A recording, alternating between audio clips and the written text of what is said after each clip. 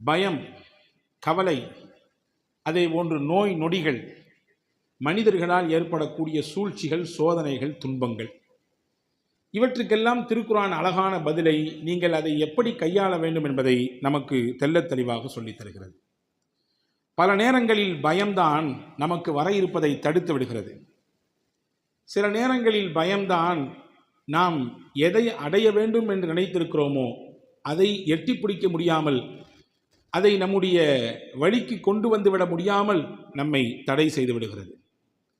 பயமில்லாத வாழ்க்கை, அச்சமில்லாத வாழ்க்கை, இதுதான் ஒவ்வொருவரும் அல்லாஹ்விடத்திலே வேண்ட வேண்டியது. எதிரிகள் புறத்திலிருந்தும் பயம் இருக்கக்கூடாது. சுயமாகவும் ஒரு காரியத்தில் ஈடுபடும் பொழுது, ஒரு காரியத்தை துவங்கும் பொழுது, அப்படி ஆயிருமோ இப்படி ஆயிருமோ, இந்த மாதிரி வந்து நின்றுட்டா என்ன பண்ணுறது, இந்த மாதிரி வந்து நின்று போட்டால் என்ன பண்ணுறது என்று யோசிப்பதோ பயப்படுவதோ ஒரு மூமினுக்கு அழகல்ல. ஈமான் கொண்டவர் எப்படி இருக்க வேண்டும் என்றால், இறைவனுக்கு மட்டும் அஞ்ச வேண்டும், இறைவனை பயப்பட வேண்டும். அல்லாஹ்வை பயப்படுவதும் அஞ்சுவதும் தான் அல்லாஹ்வை தவிர்த்து உலகத்தில் வேறு யாருக்கும் பயப்படாத உயர்ந்த துணிவை நமக்கு தரும். ஒருவர் அல்லாஹ்வை பயப்படுகிறார், அல்லாஹ் எல்லா நேரமும் என்னை பார்க்கிறான் என்ற அச்ச உணர்வோடு இருக்கிறார் என்றால், உலகத்தில் அவரை தவிர்த்து வேறு யாருக்கும் பயப்பட வேண்டிய அவசியம் இருக்காது அவருக்கு. அப்படியான சிந்தனையோடு தான் சஹாபாக்களை பெருமானார் ஸல்லல்லாஹு அலைஹி வஸல்லம் கட்டி எழுப்பினார்கள். ஏகப்பட்ட உதாரணங்களை இதிலே நாம் தர முடியும். இருந்தாலும் ஒரு செய்தியை மட்டும் நான் உங்களுக்கு நினைவுபடுத்துகிறேன். ஹுபைப் பின் அதி ரலியல்லாஹு அன்ஹு, சஹாபாக்களில் மிக கொடூரமான முறையிலே எதிரிகளால் சித்திரவதை செய்யப்பட்டு ஷஹீதாக்கப்பட்ட சஹாபி ஹுபைப் பின் அதி ரலியல்லாஹு அன்ஹு. எதிரிகள் அவரை தூக்கி கொண்டு போய்விட்டார்கள். மக்காவின் வீதிகளிலே சந்தை பொருளை போன்று விற்கப்பட்டார். ஒரு கட்டத்தில் இவருக்கு மரண தண்டனை கொடுக்க வேண்டும் என்று தீர்மானித்த எதிரிகள் அதுவரை யாருக்கும் கொடுக்காத தண்டனையை கொடுத்தார்கள். அதுதான் அடித்து சித்திரவதை செய்து இரத்தத்தையும் தோலையும் உரித்து சிலுவையிலே ஏற்றி அவரை கொடூரமான முறையிலே கொலை செய்ய வேண்டும் என்று நினைத்தார்கள்.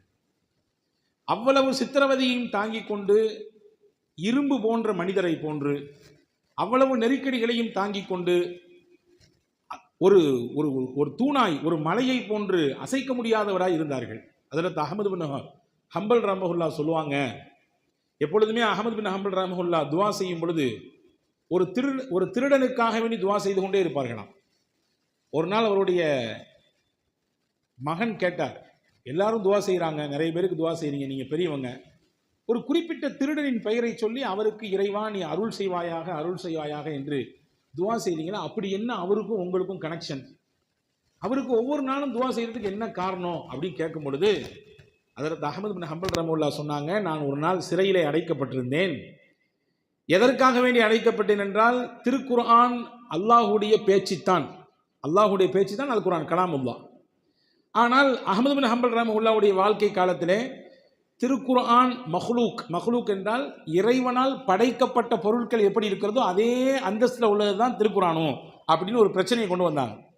அந்த பிரச்சனையினால் பல இஸ்லாத்தினுடைய அடிப்படை விஷயங்களே தகர்ந்து போய்விடும் அதை ஏற்றுக்கொண்டால். திருக்குர்ஆன் மஹ்லூக், அது அல்லாஹுவினால் படைக்கப்பட்ட மனிதனை போன்று, வானத்தை போன்று, பூமியை போன்று திருக்குர்ஆனும் ஒரு மஹ்லூக் தான், படைக்கப்பட்டது தான் என்ற ஒரு கருத்தை அந்த ஆட்சியாளர்கள் கொண்டு வந்தாங்க. அதை வன்மையாக எதிர்த்தாங்க. திருக்குர்ஆன் என்பது மஹ்லூக் அல்ல, அல்லாஹ்வினால் படைக்கப்பட்டது, அல்லாஹ்வுடைய வேதம், அல்லாஹ்வுடைய வார்த்தை என்று சொன்னதன் காரணமாக அஹ்மது பின் ஹம்பல் ரஹ்மத்துல்லாஹி சிறையில் தூக்கி வச்சாங்க. நீங்கள் உங்கள் கொள்கையிலிருந்து பின்வாங்கணும்னு சொல்லி. ஆனால் வாங்கவே இல்லை கடைசி வரை. ஆனால் ஒரு கட்டத்தில் ஒரு விதமான ஒரு தயக்க நிலை, ஒரு விதமான மனதினுடைய அழுத்தம். அப்போ அந்த சிறையில் இருந்த அந்த திருடர் சொன்னாராம், நீங்கள் ஏங்க பயப்படுறீங்க, நான் தைரியமாக திருடி போட்டே நான் இப்போ விசாமல் உட்காந்துருக்கேன் சிறையில். திருடிட்டு கொள்ளையடிச்சிட்டு இல்லாத தப்புலாம் பண்ணிவிட்டு நான் சிறையில் தைரியமாக இருக்கும் பொழுது நீங்கள் உண்மையை சொல்லிட்டு ஏன் பயப்படணும்? உண்மையில் இருக்கும்போது எதற்கு பயம் வர வேண்டும்? பயப்படாதீங்க, துணிச்சிடாதீங்க, இந்த உண்மை உங்களை காப்பாற்றும். நிச்சயமாக நீங்கள் பொய் உங்களுக்கு முன்னால் சரணடையும், உண்மைதான் உங்களை ஜெயிக்க வைக்கும், பயப்படாதீர்கள் என்று அவர் எனக்கு தைரியம் சொன்னார். அதற்கு பிறகு எனக்கு ஒரு புத்தெழுச்சி வந்தது, ஒரு புத்துணர்வு ஏற்பட்டது. எனவே தான் அந்த தைரியத்தை அந்த சிறைச்சாலையிலிருந்து கொடுத்த அந்த திருடருக்காகவே நான் துவா செய்து கொண்டே இருக்கிறேன் என்று அஹ்மது பின் ஹம்பல் ரஹ்மத்துல்லாஹி சொல்லுவாங்களாம். நான் எதுக்கு சொல்கிறேன்னா, அச்சப்படுத்துவதற்கு பல ரூபங்கள் இருக்கிறது. மரணத்தை கொண்டு அச்சப்படுத்துவார்கள், வேதனைகளை கொண்டு சில சமயங்களிலே அச்சத்தை ஏற்படுத்துவார்கள், கடுமையான நெருக்கடியை ஏற்படுத்தக்கூடிய சட்டங்களை போட்டு அச்சப்படுத்துவார்கள். ஆனால் உண்மையான மூமின்கள் பயப்பட மாட்டார்கள். ஹுபைப் பின் அதீர் ரலியல்லாஹு அன்ஹு அவர்கள் கடும் சித்திரவதை, கடுமையான வேதனை, கடைசியில் தூக்கு மேடைக்கு கொண்டு நிப்பாட்டப்படும் பொழுது ஹுபைப் பின் அதீர் ரலியல்லாஹு கேட்டாங்களாம் எதிரிகள்கிட்ட, என்னுடைய கடைசி ஆசையை கேட்க மாட்டீங்களான்னு கேட்டாங்களாம். என்ன? மரணத்தின் கயிறை முத்தமிட போகிறாய், சொல்லிக்கோ, உன்னுடைய ஆசை என்ன? ஹுபைப் பின் அதீர் ரலியல்லாஹு சொன்னாங்க, 2 ரக்காத் தொழுவணும், அதான் எனக்கு ஆசை. நான் இறக்கப் போகிறேன், இப்பொழுது மரணத்தின் கயிறை முத்தமிடப் போகிறேன், எனக்கு 2 ரக்காத் தொழ வேண்டும், அதற்கு மட்டும் அனுமதி கொடு என்று கேட்டார்கள். ஹஜ்ரத் ஹுபைப் பின் அதீர் ரலியல்லாஹுவுக்கு அனுமதி வழங்கப்பட்டது. 2 ரக்காத் தொழுதார்கள். வேகமாக தொழுகையை முடித்துக் கொண்டார்கள். எப்பொழுதும் நார்மலாக தொழுகிற மாதிரி உண்டான அமைப்பில் தொழல, வேகமாக தொழுகையை முடிச்சுக்கிட்டாங்க. தொழுகையை முடித்ததற்கு பிறகு எதிரிகள் இருக்கிற பக்கத்தை நோக்கி திரும்பி சொன்னாங்களாமா, நான் ரொம்ப சீக்கிரமாக தொழுதுனேன், என்னைக்குமே இவ்வளோ சீக்கிரமாக தொழ மாட்டேன், நான் ராகத்தாக நிற்பேன், நீண்ட நேரம் ருக்கு செய்வேன், நீண்ட நேரம் சஜிதா செய்வேன், நீண்ட கிராத்துகள் ஓதுவேன் நிலையிலே. ஆனால் அப்படி நான் செஞ்சேன்னு சொன்னால் இன்னைக்கு உங்களுக்குள்ள குசு குசுன்னு நீங்கள் பேசுவதற்கு கூட வாய்ப்பு கிடைக்கும். பாரு, மரணத்துக்கு பயந்து போய் தொழுகையை நீளமாக்கி தொழுதுட்டு இருக்கிறார். அவருக்கு மரண பயம் வந்து விட்டுச்சு, அவருக்கு தூக்க பார்த்த உடனே கொலவெறி பயம் வந்துடுச்சு. அதனால தான் தொழுகையை இன்னும் நீளமாக்கி தொழுகிறார். நீளமாக்கி தொழும் நேரம் வரை அந்த மரணத்தின் நேரம் கொஞ்சம் தள்ளி போகுமல்ல, அதனால தான் இவர் தொழுதுட்டு இருக்காரு. நீங்கள் பேசிடக்கூடாது, அப்படி ஒரு சிந்தனை உங்களுக்கு வந்துடக்கூடாது, அதுக்காண்டி தான் வேகமாக தொழுது முடித்தேன். இல்லைன்னு சொன்னால் இன்னும் நீளமாக தொழுவேன் நான் என்று சொன்னார்கள் ஹஜ்ரத் ஹுபைப் பின் அதீர் ரலியல்லாஹு அன்ஹு. இவருடைய உறுதியை பார்த்து கலங்கி போன, இவருடைய அச்சமற்ற சூழலை பார்த்து கலங்கி போன எதிரிகள் கடைசியாக ஒரு சந்தர்ப்பம் உனக்கு வேணால் கொடுக்குறோம், அதியே உனக்கு மரண தண்டனையிலிருந்து ஹுபைபே உனக்கு மரணத்திலிருந்து விடுதலை தந்துடுறோம், உன்னை நாங்கள் கொல்ல மாட்டோம், உன்னை எதுவும் செய்ய மாட்டோம், விட்டுறோம் உன்னைய. இந்த தூக்கு மேடையில் நீ யாரை உன்னுடைய வழிகாட்டியாக தலைவராக நினைத்திருக்கிறாயோ அந்த முகம்மதை இங்கே நிற்பதாக கற்பனை செய்து கொள். ஒரு இமேஜினேஷன், அவ்வளவுதான். இந்த தூக்கு மேடையில் இன்னைக்கு ஹுபைபாகிய நான் நிற்கிறேன், இந்த இடத்தில் என்னுடைய வழிகாட்டி இறை தூதர் முகம்மது நிற்கிறார் என்று கற்பனை செய். வரலாற்றில் எழுதுறாங்க, இப்படி ஒரு அவகாசம் அவருக்கு கிடைக்குது. எந்த நேரத்தில் கிடைச்சுன்னா சாதாரண நேரத்தில் கிடைக்கல, அடிச்சு உடம்புல இருந்து ரத்தமெல்லாம் பீரிட்டு வெளியே வருது, சதைகள் எல்லாம் பிஞ்சு தொங்குது, உடலில் உயிர் மட்டும்தான் மிச்சம் இருக்குது. அந்த நேரத்தில் ஒரு அவகாசம் கொடுக்குறான். நீங்க சாதாரண மனிதராக நீங்கள் யோசித்து பார்க்க வேண்டும். இப்படி ஒரு சந்தர்ப்பம் கிடைக்காதா என்று தூக்கு கயிறை மரணத்தை பார்க்கக்கூடிய நபரை ஏங்குவது இயல்பு. ஆனால் அந்த நேரத்திலும் துளியளவும் முகத்தில் அச்சம் இல்லாமல் பயம் இல்லாமல் சொன்னார்கள் ஹுபைப் பின் அதீர் ரலியல்லாஹு அன்ஹு, இந்த இடத்துல என்னுடைய இறை தூதரை நினைச்சு பார்க்கிறதா, நானோ என் குடும்பமோ என்னுடைய இறை தூதருடைய காலில் முள் தைப்பதை கூட நாங்கள் இமேஜினேஷன் கூட பண்ண மாட்டோம். அந்த கற்பனை பண்ணாலுமே கூட எங்கள் கல்பெல்லாம் வலிக்கும். அவங்க காலில் முள் தைச்சா கூட எங்கள் கல்பு வலிக்கும் சொன்னா, நான் அனுபவிக்க போகக்கூடிய இந்த மரணத்தின் இந்த நிலையை அவர்களுக்கு கொடுப்பதாக நான் எப்படி கற்பனை பண்ணுவேன்? முள் குத்துறதையே சம்மதிக்காது என் உள்ளம், என்னுடைய எண்ணம். மரணத்தை கொண்டு வந்து நினைப்பதற்கு என்னுடைய உள்ளம் ஏற்றுக்கொள்ளுமா? முடியவே முடியாது என்று சொன்னார். கடைசியில் கிடைத்த வாய்ப்பையும் நிராகரித்தார். அவர் மரணத்தை அந்த நேரத்திலே முத்தமிட்டார். இவரிடத்திலிருந்து தூது கொண்டு போய் நபியிடத்திலே சொல்வதற்கு ஆளே இல்லை. ஆனால் கயிற்றை பிடித்துக் கொண்டு பேசினார், யா ரசூலல்லாஹ், இந்த மார்க்கத்திற்காக வேண்டி என்னுடைய இந்த உயிரை தருவதை நினைத்து நான் பயப்படவில்லை, பாக்கியமாக நினைக்கிறேன், எனக்கு கிடைத்த பாக்கியம். இப்பொழுது உங்களுக்கு என்னுடைய சலாத்தை தெரிவிக்கிறேன், இங்கிருந்து தூது கொண்டு போவதற்கு ஆட்கள் இல்லை, நம்புகிறேன் அல்லாஹ் இதை உங்களுக்கு சொல்லுவான் என்று அஸ்ஸலாத்து வஸ்ஸலாமு அலைக்க யா ரசூலல்லாஹ் என்று சொல்லி முடித்தார்கள். மதீனாவில் இதே நேரத்தில் இதே செகண்ட்ல சபையிலே பெருமானார் பேசிக் கொண்டிருந்தார்கள். முஆவியா ரலியல்லாஹு அறிவிக்கிறாங்க, பேசிக்கிட்டு இருக்கும் பொழுதே திடீர்னு பெருமானார் கண் கலங்கி, வ அலைக்குமுஸ் ஸலாம் யா ஹுபைப், ஹுபைபே அல்லாஹ் உங்கள் மீது சாந்தி சமாதானத்தை ஏற்படுத்தட்டும். ஹுபைப் சொன்ன சலாத்தை அல்லாஹ் கொண்டு சேர்த்து விட்டான் நபிக்கு. பதில் சொன்னார்கள் பெருமானார், சொல்லிட்டு சொன்னாங்க, அல்லாஹ் உங்களுக்கு சொர்க்கத்திலே உயர்ந்த இடத்தை தரட்டும் ஹுபைபே, நீங்கள் கொடுத்த இந்த தியாகத்திற்கு நிச்சயம் மறுமையிலே உங்களுக்கு பிரம்மாண்ட கூலி காத்திருக்கிறது என்று சொல்லி முடித்தார்கள். அன்பர்களே, நான் எதற்கு இதை சொல்ல வருகிறேன் என்றால், பயம் என்பதுதான் பல நேரங்களிலே நமக்கு வரவிருப்பதை வரவிடாமல் தடுத்து நிப்பாட்டிவிடும். எனவே ஒரு மூமின் பயப்படக்கூடாது, ஒரு உண்மையான இறை விசுவாசி பயப்படக்கூடாது. பயப்படாமல் இருக்க வேண்டும் என்றால் என்ன செய்ய வேண்டும்? ஒரு மூமின் எப்படி இருப்பார்? அல் குர்ஆன் சொல்கிறது, அல்லதீன கால லஹுமுன் நாசு இன்னன்னாஸ் கத் ஜமஉ லகும் ஃபக்ஷௌஹும் ஃபஸாதஹும் ஈமானா. மக்கள் எல்லாம் கூடி எல்லாரும் உங்களை அடிக்க போறாங்க, உங்களுக்கு ஆப்போசிட்டா நிறைய சட்டங்கள் வருது, நிறைய நெருக்கடிகள் வருது, உலகமே ஒன்று கூடி போச்சு, அமெரிக்கா கை கோர்த்துருச்சு, அவன் பிடிச்சிட்டான் இவன் பிடிச்சிட்டான், இவ்வளவு செல்வ நாடுகள் எல்லாம் கூடிடுச்சு, நீங்க சிறுபான்மையிலா இருக்கிறீங்க இந்த இடத்துல, அம்பிட்டு தான் என்று மூமின்களுக்கு அச்சப்படுத்தப்பட்டால் அவங்க என்ன சொல்லுவாங்க தெரியுமா? காலு ஹஸ்புனல்லாஹ் வ நிஅமல் வக்கீல், அல்லாஹ் எங்களுக்கு போதும், அவன் தான் மிகச்சிறந்த பொறுப்பாளர். இப்படி சொல்லுவாங்கன்னு நல்லா சொல்றான். பயத்தை தவிர்ப்பதற்கு என்ன செய்ய வேண்டும்? ஹஸ்புனல்லாஹு வ நிஅமல் வக்கீல் அதிகமாக சொல்ல வேண்டும். யார் இந்த கலிமாக்களை அதிகம் சொல்கிறாரோ பயமில்லாத வாழ்க்கையை அவர் அனுபவிப்பார். எதிரிகளை கண்டு அவருக்கு பயம் இருக்காது, வாழ்க்கையில தோத்து போயிடுவோனோ பயம் இருக்காது, இந்த இடத்துக்கு போறோமோ நம்ம என்ன ஆக போறோமோ பயம் இருக்காது, வாழ்க்கையில ஜெயிக்கிறதுக்காக வேண்டி தொழில முடக்கி வச்சிருக்குமே இவ்வளவு பெரிய முதல்ல தோந்து போயிருவோமோ லாஸ் ஆயிருவோமோ பயம் இருக்காது. ஏன்? எனக்கு அல்லாஹ் போதும், அவன் தான் சிறந்த பொறுப்பாளர் என்ற வார்த்தையை சொல்லிட்டு பண்ணாரு. அல்லாஹ் அவருக்கு தைரியத்தை கொடுப்பான், அல்லாஹ் அவருக்கு தன்னம்பிக்கையை கொடுப்பான், அல்லாஹ் அவரை பயத்தின் பட்டம் கொண்டு சேர்க்க மாட்டான். முடிஞ்சிருச்சு, 70 சஹாபாக்கள் ஷஹீத் ஆயிட்டாங்க. மதீனால உள்ள வந்து அடிச்சுட்டு போயிருக்காங்க, மக்கால இருந்து வந்த மக்கள் குஃபார்கள் மதீனாவுக்குள்ளே வந்து அடித்து விட்டு போயிருக்கிறார்கள். பதில முஸ்லிம்களுக்கு வெற்றி. மதீனால இருந்து வெளியே போய் சண்டை போட்டாங்க, இங்க மதீனாவுக்குள்ள வந்து மக்காக்காரங்க வந்து அடிச்சு 70 பேரை ஷஹீத் ஆக்கிட்டாங்க. இப்ப போய் அடியோடும் வேதனையோடும் ரத்தத்தோடும் சஹாபாக்கள் நிற்கும் பொழுது இந்த முனாஃபிக்குகள் என்ன செஞ்சாங்க தெரியுமா? மறுபடியும் இந்த முஸ்லிம்களை பயன்படுத்தணுன்றதுக்காக வேண்டி போயிட்டாங்கன்னு நினைக்காதீங்க, இன்னும் கொஞ்சம் பெரிய படையெடுத்து மறுபடியும் உங்களை தாக்க வராங்க, மறுபடியும் உங்களோட சண்டை போட வராங்க, மறுபடியும் உங்களை ரத்த கழியாக மாத்திரத்துக்கு வர்றாங்க என்று நயவஞ்சகம் பிடித்த மக்கள் அந்த முஸ்லிம் கிடக்கு அவங்களுக்கு அந்த பயத்தை தகவல இப்பதான் ரத்த சிந்தி நிற்கிறோம், இவ்வளவு இழப்பை இப்பதான் சந்திச்சு நிற்கிறோம், மறுபடியும் போறோம், மறுபடியும் யுத்தமா, மறுபடியும் சண்டையா, மறுபடியும் கத்தியா, மறுபடியும் கபடாவா யோசிக்கிறேன். அப்பதான் அவங்க சொன்னாங்க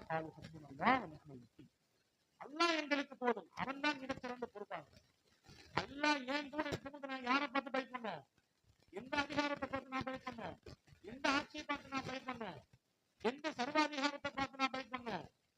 அல்லாஹ் இருக்கிறான் என்னோடு என்று அந்த மக்கள் அந்த வார்த்தையை வெளிப்படுத்தினார்கள் என்று மட்டும் அல்லாஹ் பிடிக்கலங்க. இதை சொன்னதுனால 3 பாக்கியத்தை நாம் அவர்களுக்கு கொடுத்தோம் என்று திருக்குறான் சொல்லுது. அல்லாஹ்வுடைய அருள், அல்லாஹ்வுடைய கிருபை, அல்லாஹ்வுடைய பொருத்தம், இந்த 3மே அந்த மக்களுக்கு கிடைக்கிறது. எனவே பயமில்லாத வாழ்க்கையை நாம் அனுபவிக்க வேண்டும் என்றால் நாம் செல்ல வேண்டும். இப்படி சொல்லி பழகிக் கொண்டு என்ன செய்யணும்? அப்பாஸ் ரலியல்லாஹு அன்ஹு. இரண்டாவது, வாழ்க்கையில எல்லாருக்கும் கவலை இருக்கு. கவலை இல்லாதவங்களை காட்ட முடியுமா? எல்லாருக்கும் ஏதோ ஒரு கவலை இருக்கு. சில பேருக்கு குடும்பத்தை நினைச்சு கவலை, சில பேருக்கு தொழிலை நினைச்சு கவலை, சில பேருக்கு எதிர்காலம் ஃபியூச்சர் என்ன ஆகுமோ அப்படிங்கறது நினைச்சு கவலை, சில பேருக்கு படிப்பை நினைச்சு கவலை, சில பேருக்கு பிள்ளைகளுடைய எதிர்காலம் எப்படி ஆகும், எப்படி நம்ம கட்டமைக்க போறோம் என்பது நினைச்சு கவலை, சில பேருக்கு உலகத்தில் இருக்கக்கூடிய பிரச்சனைகள் நினைச்சு கவலை.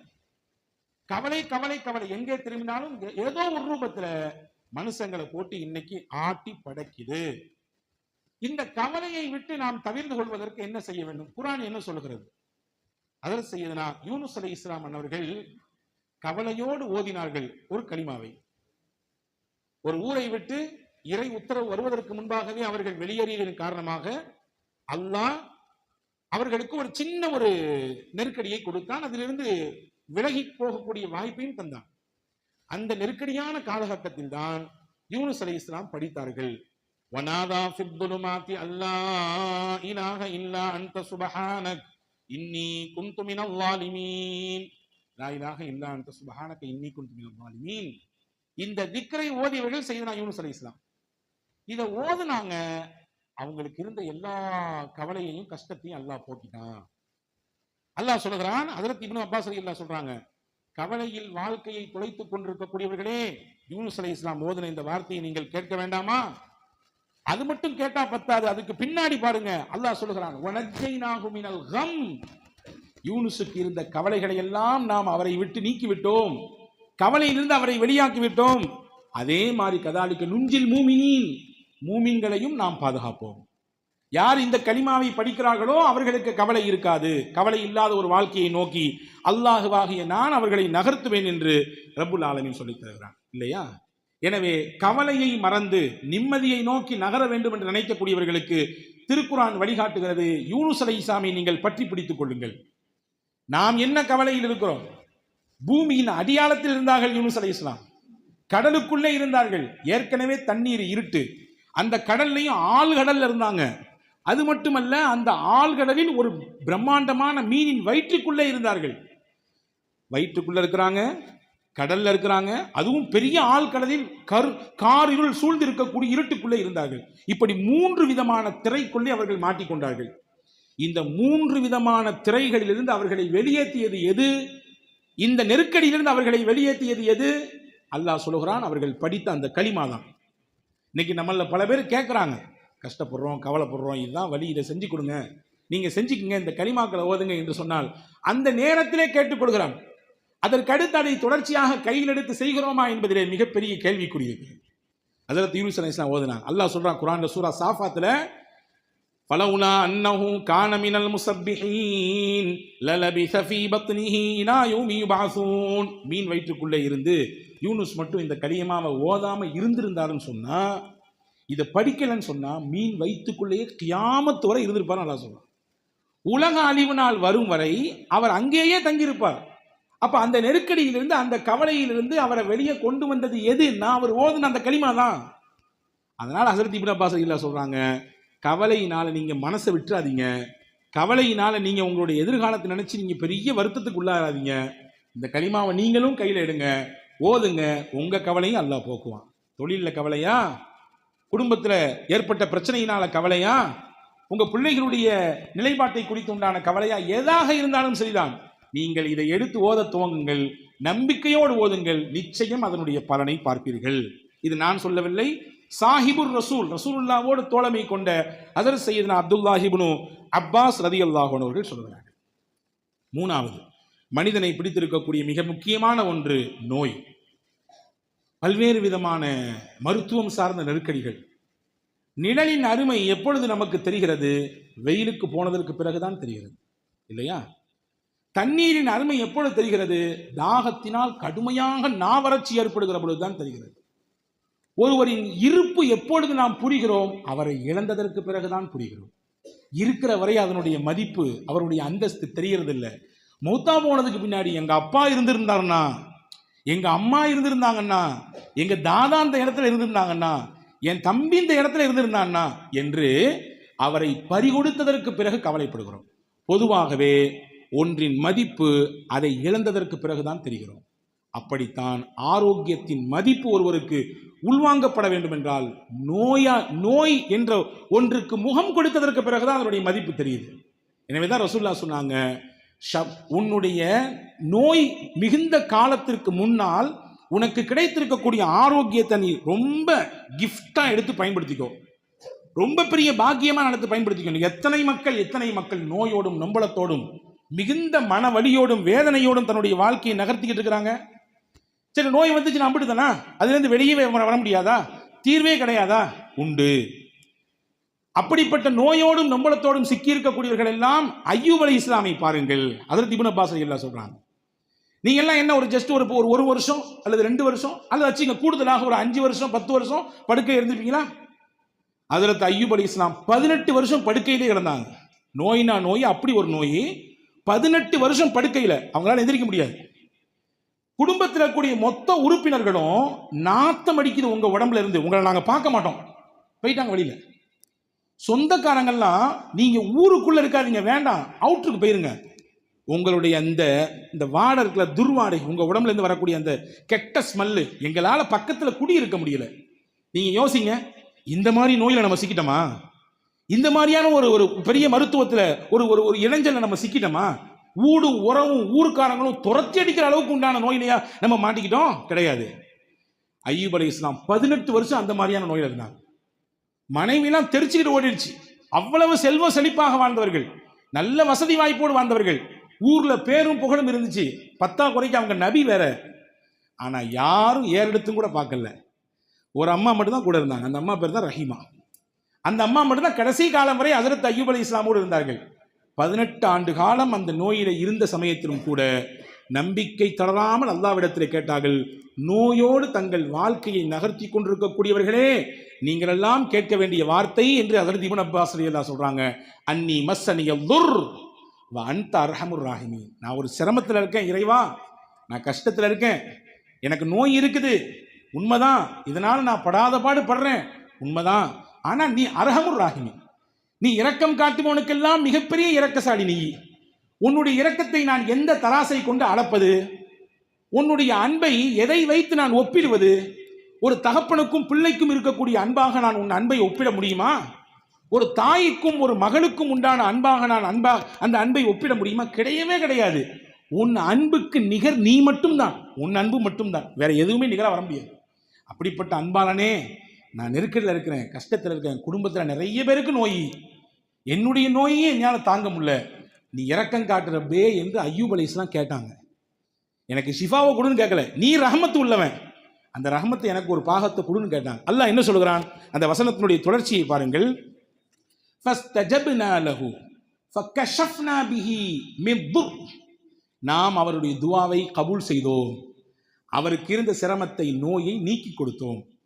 ரொம்பலாம் இல்லைங்க, சில நேரங்களில் அதாவது நோய் தெரியாம மருத்துவம் தெரியாம அங்க சுத்தி இங்க சுத்தி கடைசியில ஏதோ ஒரு சின்ன டேப்லெட் ரிலாக்ஸ் கிடைக்கும் பார்த்தீங்களா? அதே மாதிரி 18 வருஷம் மருந்து இல்லாம சிரமப்பட்ட அய்யூப் அலைஹிஸ்ஸலாமுக்கு மொத்த நோய்க்கும் நிவாரணத்தை தந்தது ஒரு குளிர்ந்த தண்ணி. அப்படிதான், வேற ஒன்றும் இல்லை. அல்லாஹ் சொன்னா அந்த தண்ணி எடுத்து குடிங்க, அதிலேயே குளிங்க, எல்லாம் சரியா இருந்தா. குடிச்சாங்க, உள்ள கொடுத்தாங்க, உள்ள இருந்த புண்ணெல்லாம் சரியா போச்சு. வெளியெடுத்து ஊத்துனாங்க, வெளியில எம்பிட்டு புண்ணு இருந்துச்சோ, எந்த புண்ணிலிருந்து வந்த துர்நாட்டம் முடியல, எங்களால இருக்க முடியாது, நீங்க போயிருங்கன்னு சொன்னாங்களோ, அந்த மொத்த புண்ணும் வெறும் தண்ணீர், அவ்வளவுதான். தண்ணீரை கொண்டு அல்லாஹ் நிவாரணம். ஹஜ்ரத் இப்னு அப்பாஸ் ரலியல்லாஹு சொல்றாங்க, அய்யூப் அலைஹிஸ்ஸலாம் கேட்ட துவா தான் நோயாளிகளுக்கெல்லாம் உண்டான துவா. அதை நீங்கள் ஓதுங்கள். அல்லாஹ் பின்னாடியே சொல்றான், ஃபஸ்தஜப்னா லஹு, அவருடைய துவாவை நாம் ஏற்றுக்கொண்டோம், அவருக்கு நாம் நிவாரணத்தை கொடுத்தோம். இது மூணாவது முக்கியமான விஷயம். நாலாவது மனிதர்கள் சந்திக்கக்கூடியது பிற மனிதர்களால் ஏற்படக்கூடிய இடைஞ்சல், பிற மனிதர்களால் ஏற்படக்கூடிய சூழ்ச்சி, பிற மனிதர்களால் ஏற்படக்கூடிய சோதனைகள். இது எல்லாத்துக்கும் உலகத்தில் முகம் கொடுத்து தான் ஆகணும். சரி, அப்படி இருக்கும் பொழுது நம்ம என்ன செய்யணும்?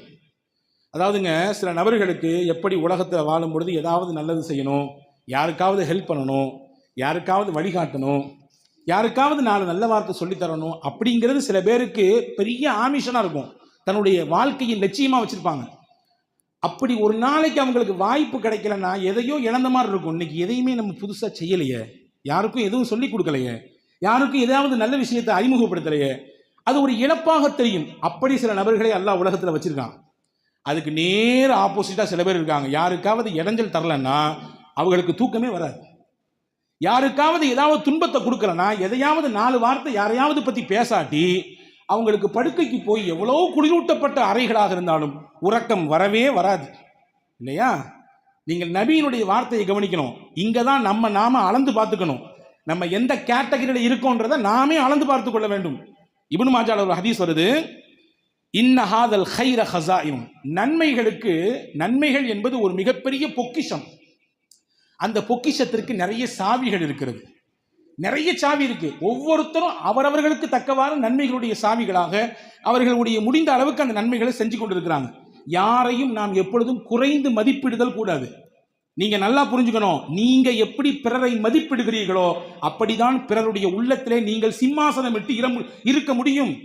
நீங்கள் தாழ்வான கண்ணோட்டத்தோடு குறை பார்வையோடு நீங்கள் மதிப்பீடு கொடுத்தீர்கள் என்றால் உங்களை குறித்தும் பிறருடைய உள்ளத்தில் அப்படியான மதிப்பீட்டைத்தான் அல்லாஹ் வைப்பான். அப்படிதான், இதான் சிம்பிள். அல்லாஹ்வின் தூதர் சொன்னாங்க, நன்மைகள் என்பது ஒரு மிகப்பெரிய பொக்கிஷம். அந்த நன்மைகளுக்கு நிறைய திறவுகோல் இருக்குது. சொல்லிட்டு ரசூலுல்லாஹ் சொன்னாங்க, ஃபதூபா லி அப்தின் ஜஅலஹுல்லாஹு மிஃப்தாஹன் லில் கைர் வ மிக்லாகன் லிஷர். ஒரு மனிதருக்கு நான் சுபசோபனம் சொல்கிறேன். யார் தெரியுமா அந்த மனிதர்? நன்மையின் திறவுகோலாக அவர் அல்லாஹ் ஆக்கிட்டான். தீமையை தடுக்கக்கூடிய தடுப்பான்களாக அவரை அல்லாஹ் ஆக்கிவிட்டான். அடுத்து சொன்னாங்க, ஃபவைலுன் லிஅப்தின் ஜஅலஹுல்லாஹு மிஃப்தாஹன் லிஷ்ஷர் வ மிக்லாகன் லில்கைர். தீமையின் திறவுகோலாக அவர் அல்லாஹ் ஆக்கிவிட்டான். நன்மையை தடுக்கிறவன் அந்த மனுஷன் ஆகிவிட்டான். என்ன செய்ய வந்த கேட பாருங்க.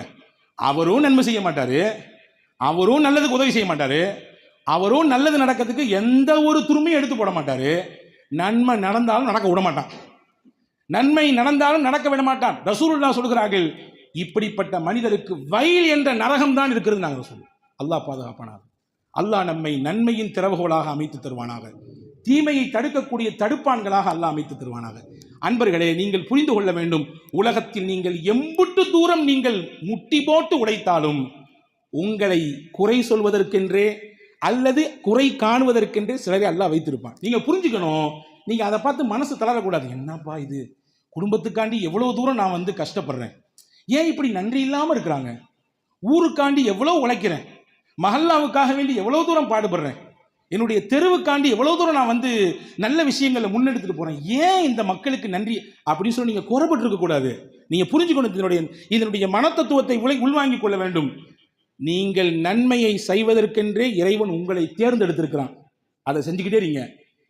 யாரெல்லாம் குறைபட்டுக் கொள்கிறார்களோ, யாரெல்லாம் இடைஞ்சல் கொடுக்கிறார்களோ, யாரெல்லாம் நல்லதை செய்ய விடாமல் தடுக்கிறார்களோ, புரிந்து கொள்ளுங்கள், அவர்களை அதற்காக வேண்டி அல்லாஹ் வைத்திருக்கிறான். உங்களை நன்மையை செய்ய வைக்கக்கூடிய அல்லாஹ் தான் அவர்களை நன்மையை செய்ய விடாமலும் தடுத்திருக்கிறான். நன்மையை செய்யக்கூடியவர்களையும் குறை சொல்ல அல்லாஹ் வைத்திருக்கிறான். நீங்கள் இதை உள்வாங்கிக் கொண்டால் போதுமானது. பெருமானார் சொன்னார்கள், ஒரு ஹதீஸை நீங்கள் நினைவில் கொள்ளுங்கள், யார் உங்களிலே பெரியவருக்கு அவருடைய வயதை கருத்தில் கொண்டு அவருக்கு உதவி செய்கிறாரோ, அல்லாஹ் அவர் வயதாகும் பொழுது இவருக்கு உதவி செய்யறதுக்கு அல்லாஹ் ஆட்டோமேட்டிக்காக ஆளை கொண்டு நிப்பாட்டுவான். இவருக்கு உதவி செய்யறதுக்கு அல்லாஹ் கொண்டு வந்து நிப்பாட்டுவான். நாங்கள் சொல்ல, அப்போ நாம் ஒருவருக்கு உதவியாக இருந்தால் நமக்கான உதவியாளரை அல்லாஹ் தேர்வு செய்து கொண்டு கொடுப்பான். இதுக்கு நேர ஆப்போசிட் கருத்தையும் உள்வாங்கிக்கணும். நம்ம ஒரு விஷயத்திற்கு இடைஞ்சல் பண்ணோம்னா, நம்ம ஒரு குடும்பத்தை வந்து ஏதோ ஒன்று சொல்லி வந்து அதை ஏதாவது நேக்கு போக்கில் மாற்றி விட்டோம்னு சொன்னால், நம்ம குடும்பம் அல்லது நம்முடைய நிலை கொஞ்சம் தாறுமாறாக மாறுவதற்கு வாய்ப்பு இருக்கிறது என்பதை நாம் உள்வாங்கிக் கொள்ள வேண்டும். எனவே உலகத்தில் மனிதர்கள் புறத்திலிருந்து இடைஞ்சல்கள் வரத்தான், நெருக்கடிகள் வரத்தான். என்ன செய்யணும்? குர்ஆன் என்ன தீர்வு சொல்லுது? ஃபிரௌனுடைய காலத்திலே ஈமான் கொண்டு அதனால் ஏற்பட்ட துன்பத்தின் சமயத்திலே அந்த ஈமான் கொண்ட மனிதர் சொன்ன வார்த்தையை குர்ஆன் சொல்லுகிறது.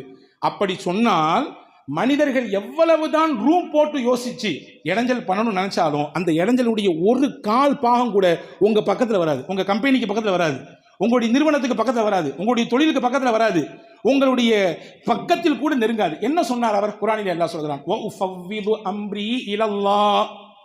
என் விஷயம் எல்லாத்தையும் நான் அல்லாஹ்ட்ட ஒப்படைச்சிட்டேன். என் விஷயம் எல்லாத்தையும் நான் அல்லாஹ்ட்ட ஒப்படைச்சிட்டேன். எனக்கு சொந்தமானது இல்லை.